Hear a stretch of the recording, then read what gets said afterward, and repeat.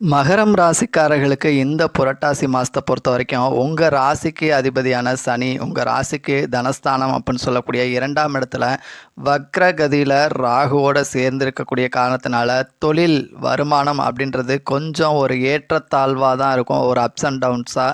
So அப்போ ஒரு ஸ்டேபிளான வருமானம், நிலையான வருமானம் அப்படின்றது கொஞ்சம் சந்தேகம்தான். உங்கள் ராசிக்கு 10ஆம் இடத்து அதிபதி, தொழில் ஸ்தான அதிபதினு சொல்லக்கூடிய சுக்கிரனும் சரி உங்கள் ராசிக்கு 8ஆம் இடத்துல கேதுவோடு சேர்ந்திருக்கக்கூடிய காரணத்தினால ஒரு சிலர் தொழிலில் பிரச்சனைகளை, சிக்கல்களை சந்திக்கிறதுக்கான வாய்ப்புகள் இருக்குது.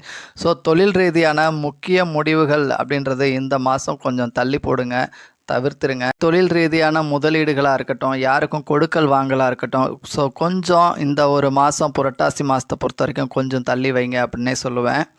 அதே மாதிரி வாக்குஸ்தானத்தில் சனி வக்ரகதியில் இருக்கக்கூடிய காரணத்தினால யாருக்கும் வாக்குறுதிகளை கொடுக்காதீங்க. ஏன்னா வாக்குறுதிகள் கொடுத்தீங்க அப்படின்னா அந்த வாக்குறுதிகளை உங்களால் நிறைவேற்ற முடியாத ஒரு சூழ்நிலை ஏற்படும். ராசிக்கு 6ஆம் இடத்துல இருக்கக்கூடிய குரு உங்கள் ராசிக்கு 10ஆம் இடத்துல இருக்கக்கூடிய செவ்வாயை பார்வை செய்யக்கூடிய காரணத்தினால இந்த மாதம் நீங்கள் வீடு கட்டுறது, வண்டி வாகனங்கள் வாங்குவது, சொத்துக்கள் வாங்குவதற்கான வாய்ப்புகள் அப்படின்றது கொஞ்சம் சாதகமாக இருக்குது. உங்கள் ராசிக்கு 9ஆம் இடத்துல புதன் சூரியனோட சேர்க்கை பெற்றிருக்கக்கூடிய காரணத்தினால கோவிலில் தர்ம காரியங்கள் ஈடுபடுறதுக்கு வாய்ப்புகள் இருக்குது. கோவில்களுக்குன்னு ஏதாச்சும் ஒரு சின்னதாக ஒரு டூர் எதுவும் பிளான் பண்ணுவீங்க அப்படின்னு கூட சொல்லலாம். ஸோ மேலும் விவரங்களுக்கு ஆஸ்ட்ரோ ஆதிரன் சேனலை சப்ஸ்கிரைப் பண்ணுங்கள், லைக் பண்ணுங்கள் நண்பர்களே.